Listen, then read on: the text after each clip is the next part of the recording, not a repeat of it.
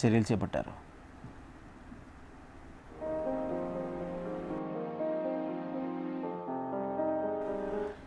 Air India విమానం కూలిన భవనంలో ఒక మెడికల్ కళాశాల హాస్టల్ నిర్వహిస్తున్నారు. ఈ ఘటనలో అందులో ఉన్న విద్యార్థులు సైతం ప్రాణాలు కోల్పోయారు. ఇందులో మొత్తం 24 మంది వైద్య విద్యార్థులు చనిపోయారు.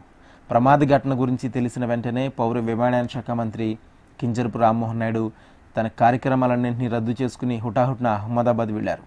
అనంతరం ప్రధాని ఆదేశాలతో హోంమంత్రి అమిత్ షా అక్కడికి చేరుకుని సహాయక చర్యలు పర్యవేక్షించారు. అహ్మదాబాద్ విమాన ప్రమాదంపై డీజీసీఏ బృందం దర్యాప్తు ముమ్మరం చేసింది. రాత్రంతా ఘటనా స్థలం దగ్గర డీజీసీఏ అధికారులు సోదాలు చేపట్టారు. ప్రమాదం జరిగిన తీరుపై అధికారుల బృందం విశ్లేషిస్తుంది. ప్రమాద ఘటనపై ప్రాథమిక నివేదికను సిద్ధం చేయనున్నారు. ఇంజిన్ ఫెయిల్ కావడంతోనే ప్రమాదం జరిగిందని ఇప్పటికే డీజీసీఏ బృందం గుర్తించింది. అయితే ఇంజిన్లు పనిచేయకపోవడానికి గల కారణాలపై డీజీసీఏ ఆరా తీస్తుంది. టేకాఫ్ అయిన